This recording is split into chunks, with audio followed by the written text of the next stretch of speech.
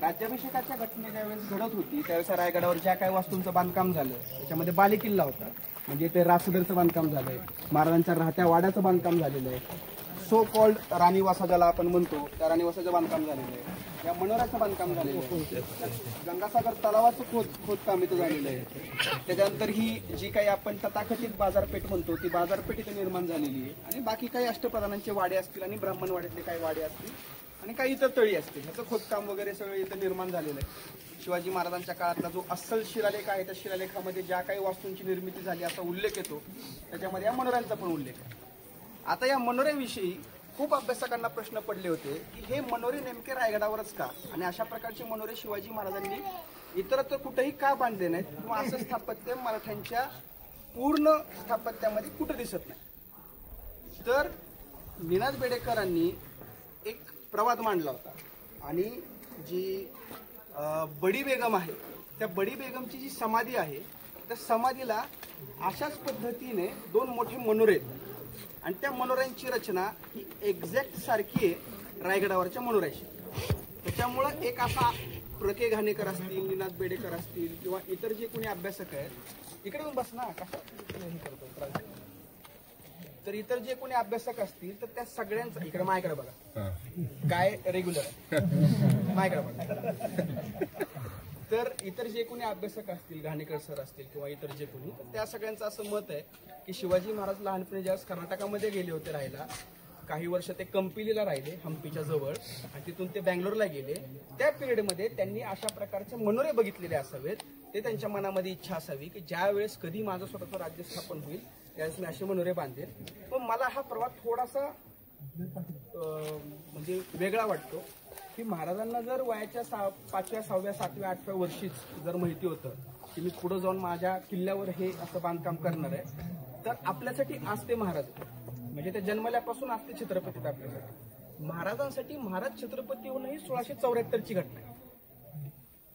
जगाच्या इतिहासामध्ये मराठ्यांचं राज्य या विषयावर ज्यावेळेस कधी लिखाण होतं तर त्याची सुरुवात ही 6 जून 1674 या दिवसापासून होते, कारण त्या दिवशी मराठ्यांचा अधिकृतपणे राज्याभिषेक झाला, मराठ्यांचं राज्य निर्माण झालं, मराठ्यांचं तख्त निर्माण झालं, मराठ्यांना राजधानी मिळाली.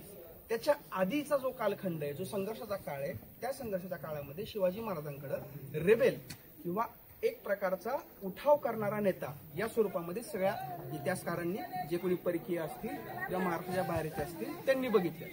त्याच्यामुळं हे मनोरे कुणावरून प्रेरित आहेत माहीत नाही, पण महाराजांनी जो रायगडावर शिलालेख कोरलेला आहे महाराज जिवंत असताना, हयात असताना, त्या शिलालेखामध्ये स्तंभांची उभारणी केली असा उल्लेख आहे. एवढं तर फिक्स आहे की महाराजांनी हे स्तंभ रायगडावर त्यांचा राज्याभिषेक झाला त्याच्या आधीच कधीतरी निर्माण केले. आता असे स्तंभ का निर्माण केले, जर आपण शिवाजी महाराजांकडे बघतो तर आपल्या डोळ्यासमोर काय येतं की शिवाजी महाराज म्हणजे लष्करी स्थापत्याचा अप्रतिम नमुना दाखवणारे राज्यकर्ते. शिवाजी महाराजांना गड किल्ल्यांच्या बांधकामाचं प्रचंड नॉलेज होतं, शिवाजी महाराजांना गड किल्ल्यांच्या स्थापत्याविषयीची फार प्रमाणामध्ये माहिती होती. असं असताना हे गड किल्ल्यांचं असं बांधकाम की ज्याचा कुठल्याही पद्धतीने लष्करी उपयोग नाहीये असं बांधकाम का केलं, तर हा प्रश्न आपल्याला याच्यामुळे पडतो कारण आपण शिवाजी महाराजांकडे फक्त एका दृष्टिकोनातून बघतो. शिवाजी महाराजांचा ज्या दिवशी राज्याभिषेक झालाय त्या राज्याभिषेकाच्या आठवड्यामध्ये म्हणजे 2 ते 3 जून पासून पुढे 8-9 जून पर्यंत या 7-8 दिवसामध्ये शिवाजी महाराजांनी गडावर येणाऱ्या प्रत्येक व्यक्तीला जे दानधर्म केलंय ते जवळजवळ 3 ते 3.5 कोट होऊन एवढं आहे. त्यावेळेस महाराजांच्या खजिन्याची राज्याभिषेकानंतर मोजदाद झालेली आहे, त्या पूर्ण खजिन्याचं वर्णन आहे, त्या खजिन्याचा कागद उपलब्ध आहे 1674चा. त्या खजिन्यामध्ये शिवाजी महाराजांकडं 56 लाख सोन्याची नाणी आहेत. मी किंमत सांगत नाहीये, मी क्वांटिटी सांगतो. 56 लाख फक्त सोन्याची नाणी. एवढे श्रीमंत शिवाजी महाराजांच्या काळामध्ये मराठी होते किंवा मराठ्यांकडे तेवढी श्रीमंती होती. आपला हा खूप शुद्ध गैरसमज असतो की आपला राजा हा दगडधोंड्याचा आहे, दगडात राहतो, साधे कपडे घालतो, साधी राणी, उच्च विचारसरणी, हे सगळे नियम आपल्याला लागू होतात कारण आपण साधी लोक आहे. शिवाजी महाराज राजा आहे आणि औरंगजेब राजा आहे, आदिलशाह राजा आहे, कुतुबशाह राजा आहे.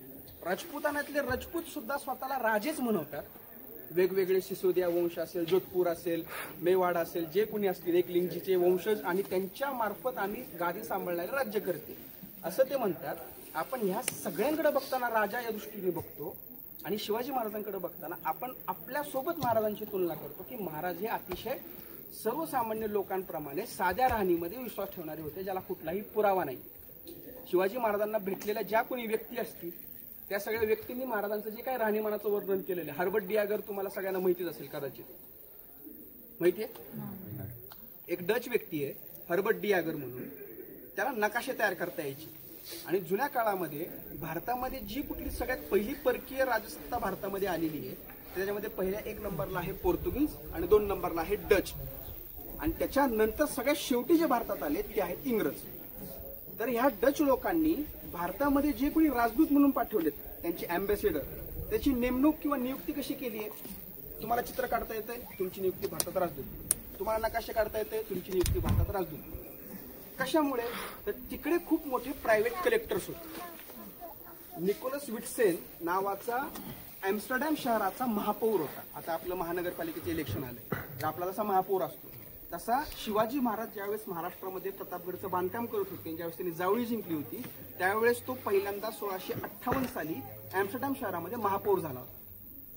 आणि त्यानं हर्बर्ट डियागर नावाचा लिडेन विद्यापीठामधला एक विद्यार्थी की ज्याला वनस्पती शास्त्राचं नॉलेज होतं, ज्याला नकाशे तयार करता येत होते, चित्र तयार करता येत होते, त्याला भारतामध्ये पाठवलं होतं की तो भारतात जाऊन कार्टोग्राफी कर, म्हणजे नकाशे तयार कर भारताचे.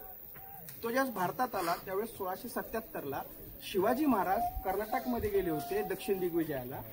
त्यावेळेस हा हर्बर्ट डियागर शिवाजी महाराजांना भेटलाय. तो काय सांगतोय की सकाळच्या सुमारास आम्ही शिवाजीला भेटायला गेलो. शिवाजी राजाचा तंबू हा इतर सरदारांच्या तंबूपेक्षा अतिशय मौल्यवान कापडाने तयार केला होता, उभारला होता.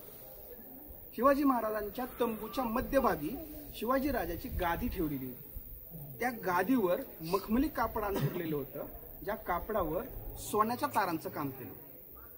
शिवाजी राजाच्या गादीवर 2 लोड तक्क्याची बैठक ठेवलेली होती आणि त्या लोड तक्क्यांवर सोन्याचं काम केलं होतं. शिवाजी राजाच्या गादीच्या बाजूला निरोपाची विडे देण्याचा पान सुपारीचा डबा होता. दरबारात आल्यानंतर आपण निरोपाची विडे देतो ना, तर ते निरोपाची विडे देण्यासाठी आपण आजही म्हणतो पान सुपारी देतो घरी गेले की गावाकडे. तर ते पान सुपारीचा विडे देण्याचा डबा होता. तर तो डबा सुद्धा सोन्याचा होता, ज्याच्यावर वेगवेगळ्या प्रकारचे माणिक, मोती आणि रत्न लावले होते. आम्ही काही काळ वाट पाहिली. काही काळाने शिवाजी राजा त्यांच्या 2 मंत्र्यासह रघुनाथ पंडित आणि हनुमंत पंडित या दोघांसह त्या तंबूमध्ये प्रवेश केला. शिवाजी राजा आल्यानंतर आम्ही शिवाजी राजाच्या समोर बसलो. शिवाजी राजाच्या पगडीमध्ये म्हणजे शिवाजी महाराजांच्या जिरेटोपामध्ये मागच्या बाजूला मोत्याचा तुरा लोंबकळत होता, ज्या पगडीवर म्हणजे ज्या जिरेटोपावर सोन्यांच्या बारीक ताराचं काम केलं होतं. शिवाजी राजाचा अंगरखा हा मौल्यवान कपड्यापासून तयार केला होता, ज्याच्यावर सोन्याच्या तारांचं काम केलं होतं. शिवाजी राजाच्या मोजडीवर सोन्याचं अंकन केलं होतं, सोन्याची नक्षी काढली होती. एवढंच नाही तर शिवाजी राजाच्या हातामध्ये जी तलवार होती त्या तलवारीची म्यान हिरव्या रंगाची होती, ते मखमलीचं कापड होतं. त्याच्या मुठीवर सोन्याचं काम केलं होतं, ज्याच्यामध्ये मौल्यवान माणिक, मोती आणि रत्न लावली होती. आणि तुम्हाला माहितीये जगदंबा तलवारीवर 454 रत्न लावलेली.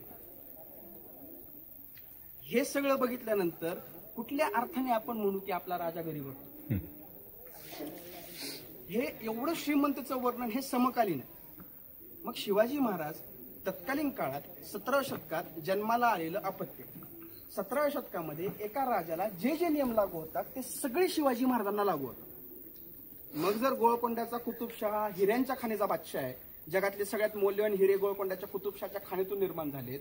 जर औरंगजेब दक्षिण आशिया खंडातला सगळ्यात श्रीमंत बादशाह आहे की ज्याचं राज्य हे दक्षिण आशिया खंडाच्या अर्ध्या भागावर आहे, ज्याची संपत्ती ही 1959ला औरंगजेब ज्यावेळेस गादीवर बसलाय त्यावेळेस त्याच्या राज्याची वार्षिक उलाढाल ही 28 कोटी रुपये होती. 1659ला 28 कोटी. आजचे किती तुम्ही फक्त विचार करा. एवढा श्रीमंत हा औरंगजेब आपण म्हणतो, विजापूरचा आदिलशाह श्रीमंत म्हणतो. मग आपण आपल्या महाराजांना या दृष्टीने का बघायचं? मग त्याचे जे काही पुरावे आहेत त्याच्यामध्ये हा मनोरा आहे की शिवाजी महाराजांच्या श्रीमंतीचं, ऐश्वर्याचं हे प्रतीक आहे की राजाने राजाप्रमाणेच राहायला पाहिजे.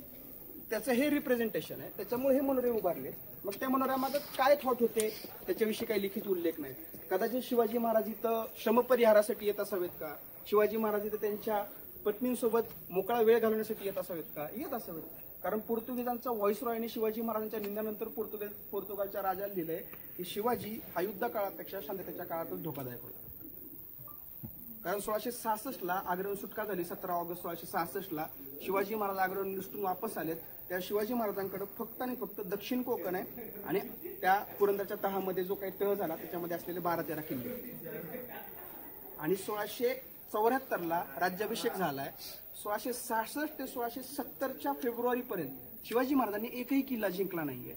1670च्या फेब्रुवारीमध्ये तानाजी मालुसरेंनी सिंहगड किल्ला जिंकला आणि या युद्धाला तोंड फोडलं. 1670 ला सिंहगड किल्ला जिंकून शिवाजी महाराजांनी सुरुवात केली आणि 1674च्या 6 जूनला महाराजांचा राज्याभिषेक झालाय. 150च्या आसपास शिवाजी महाराजांच्याकडे ताब्यामध्ये किल्ले. हा इतिहासाचा सगळ्यात मोठा कमबॅक महाराजांनी केलाय ना 4-4.5 वर्षामध्ये. हे कुणाला शक्य झालं का? हे महाराजांनी करून दाखवलं. पण तिथून पुढं दक्षिण दिग्विजयाची मोहीम काढेपर्यंत महाराज 2 ते 2.5 वर्ष निवांत आहेत. 1676च्या एंड पर्यंत महाराज रिलॅक्स आहेत. मग त्यांच्या आयुष्यामध्ये मोकळा वेळ का नसेल? शिवाजी महाराजांना आपण माणूस म्हणून कधी इमॅजिन केलंय का? आपण महाराजांकडे कधी महाराज हसले असतील असं कधी बघितलंय का? आपल्या दृष्टीमध्ये महाराज रात्री 12 वाजता सुद्धा एकदम गंभीर राजकारणावर बोलणारे किंवा सतत चिंतन करणारे. हेनरी ऑक्झेंडन जो रायगडावर आलाय त्या हेनरी ऑक्झेंडनने 1675चा किस्सा लिहिलाय चौल बंदराचा. सकाळी 8-8:30च्या वेळेस त्याला कळलं की शिवाजी महाराज त्याला भेटायला येत आहेत. तो त्याच्या एका सेवकासोबत एका ओढ्याच्या किनारी नारळाच्या झाडाखाली जाऊन थांबला. तिच्या डोक्यावर हॅट होती इंग्रजांची. त्या हॅटला काही लेसेस होत्या ज्या काही माळा सोडलेल्या असतात त्या. शिवाजी महाराज पालखीतून आले. हे सगळं हेनरीने लिहून ठेवलं त्या डायरीमध्ये. शिवाजी महाराज आले, पालखीतून उतरले, त्यांनी हेनरीला बघितलं. हेनरीने शिवाजी महाराजांना बघून अभिवादन केलं. शिवाजी महाराज गेले, त्याच्या खांद्यावर हात ठेवला. त्याच्या हॅटमध्ये ज्या काही लेस होत्या त्या लेस आपल्या हातात घेतल्या. त्यासोबत ते बराच वेळ खेळत होते आणि त्यांच्यासोबत असणाऱ्या सहकाऱ्यांसोबत ते गप्पा गोष्टी करत होते. त्यात महाराज काहीतरी बोलत होते, याच्यामुळे त्यांचे सहकारी हसत होते. नंतर महाराजांनी माझ्या खांद्यावर हात ठेवला आणि बराच वेळ ते त्यांच्या सहकाऱ्यांसोबत गप्पा गोष्टी करण्यात आणि हसी मजाक करण्यामध्ये मशगूल झाले. आणि काही वेळाने शिवाजीराजांनी माझा निरोप घेतला. पालखीत बसून शिवाजीराजा निघून गेला. हे वर्णन कोण लिहितं? हेनरी ऑक्झेंडन. महाराज हसत होते हे ऐकायला आपल्याला इंग्रज अधिकाराचा आधार घ्यावा. हे आपलं दुर्दैव. मग त्याच्यामुळं काय होतं की हे मिनार का बांधले असतील? शिवाजी महाराज तर एवढे हे होते, त्यांनी कशाला ह्या गोष्टीवर खर्च केला असेल? महाराज माणूसच आहेत ना. माणसाला मन आहे, माणसाला स्वभाव आहेत, माणसाच्या आयुष्यामध्ये भावना आहेत. आणि राजाने आयुष्यभर कष्ट करायचे. राज्याभिषेकानंतर काय करायचं? आणि कष्ट केली